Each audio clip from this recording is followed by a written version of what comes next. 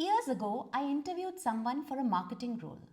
He had the resume, the polish, the buzzwords, great LinkedIn profile. He was very confident and articulate. I asked him the usual, tell me about yourself, where do you see yourself in 5 years? And he aced them. He gave me textbook answers. I'm a team player.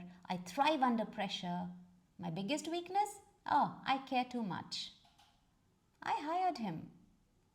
Within first 3 weeks, I realized I hadn't hired a marketer. I had hired a walking, talking LinkedIn post. Brilliant in theory, missing in action. That's when I decided I need better questions. Because the quality of your interview questions determines the quality of your team. If you ask shallow questions, you get surface level people. So today I want to share with you from my experience 3 deceptively simple but deeply revealing questions that you can ask in any interview, whether you're hiring a fresh grad, a manager, or even a co-founder. Hey everyone, welcome back to Communicate 101 Speaking Writing Tips, the podcast where we decode the art of saying the right thing at the right time in the real world. I'm Sarika Singh, your host, and today we are diving into something every leader, every manager, and every friend running a side hustle needs to know. The art of asking questions in interviews. Because let's face it, interviewing someone can feel like going on a first date while trying to predict if they'll make a good roommate, co-founder, firefighter, therapist. But you only know with time.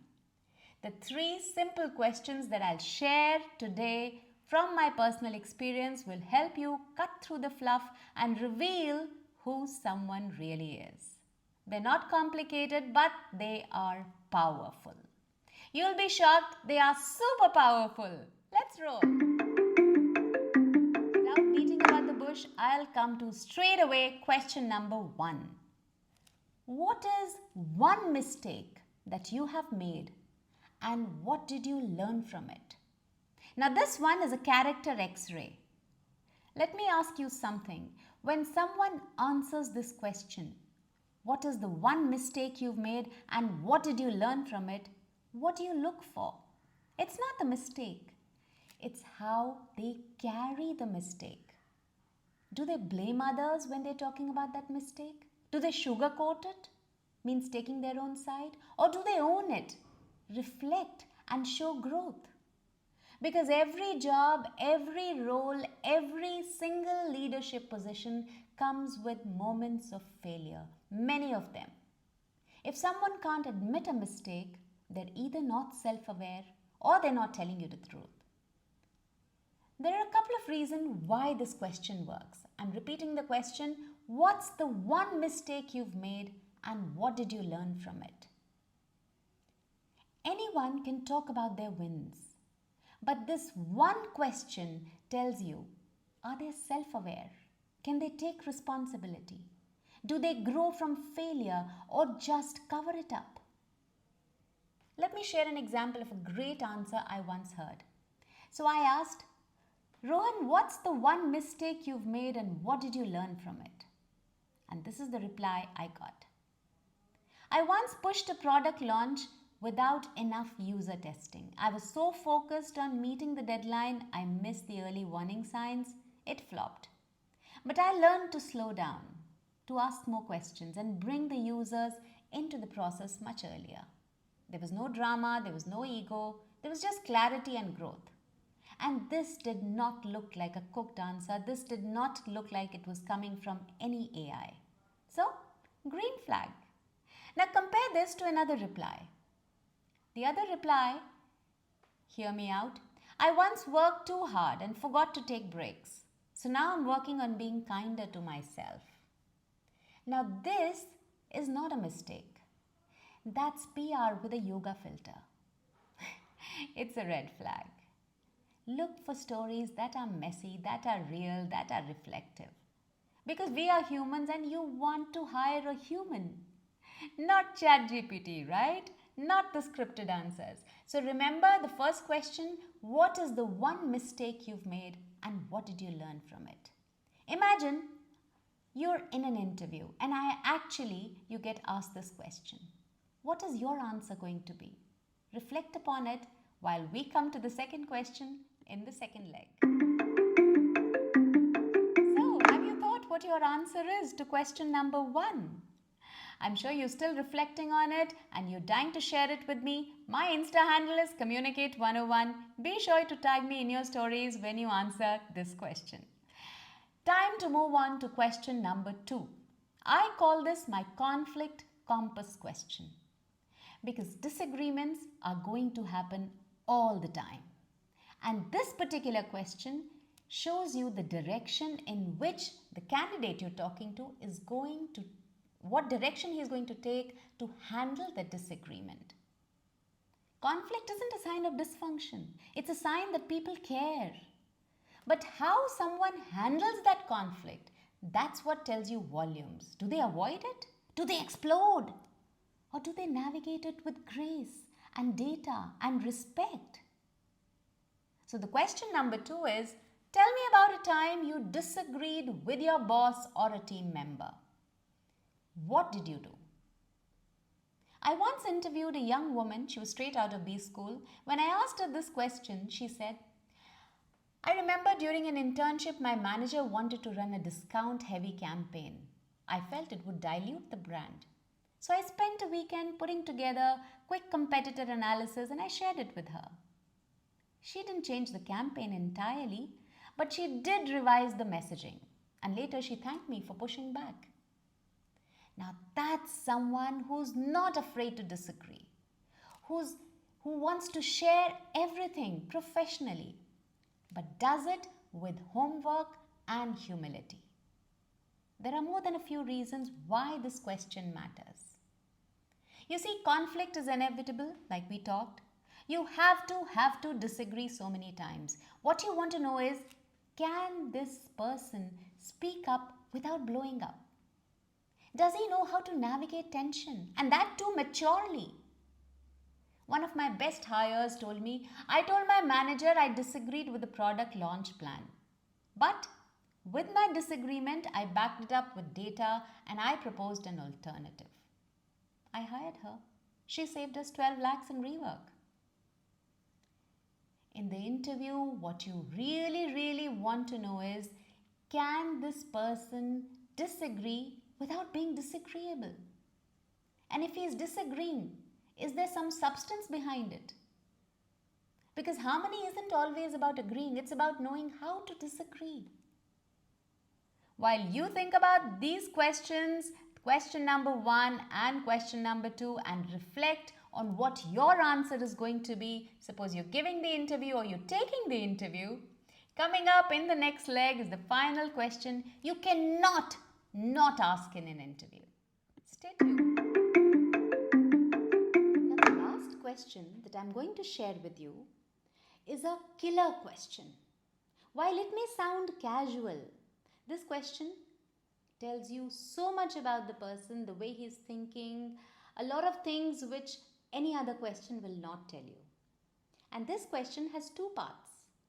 So also it is important for you to see whether the person whom you're asking the question answers both those parts, which means is he paying attention to detail or he's answering any one of the parts, whatever is convenient. So there's a lot of understanding that you develop of the person whom you ask this question. The question is, if we hire you, what is the first thing you'd want to learn or change here? So you're asking 2 things. If we hire you, what's the first thing you want to learn? We're also saying, if we hire you, what's the first thing you want to change here? This tells you, have they done any research on your company? Or they're just winging it? Are they naturally curious? Why are they joining the company? Are they trying to fit in? Or are they really going to add some value? Because an average candidate will say something like, I want to learn more about your culture. Or somebody will say, I'll wait and understand how things work before trying to change anything. Now these are all safe answers. They sound nice, but not impressive. Here's what a smart candidate would say. And I'm quoting someone who said this to me. My question was, if we hire you, what's the first thing you'd want to learn or change here? So the answer came, I'd spend the first 2 weeks listening, especially to customer service team. I believe customer complaints are treasure maps. Then I'd want to explore how we can shorten the response time by 25%. Wow, what an answer! So strategic, shows initiative, and it's rooted in curiosity. This question shows that this person wants to make a difference, not just take home the gold. Obviously, the candidate was hired. He came for a sales role, and his answer was perfect for that role. With this question, I'm repeating the question, if we hire you, what is the first thing you'd want to learn or change here? With this question, you get to watch how they think. Are they just trying to impress you, or are they genuinely excited to contribute? So this is one question which is a real filter, and you have to ask it. Coming up, a very smart tip right in the last leg. Stay tuned. In my 30 years of corporate life and 25 years of training in communication skills, I always insist on one thing which I've learned from my personal experience. Look beyond the words. The way they tell the story matters. Even in virtual interviews, watch those eyes, the body language, the tone. Is their story rehearsed or is it real? Do they light up when they talk about solving problems? And remember, your gut often knows before your brain does.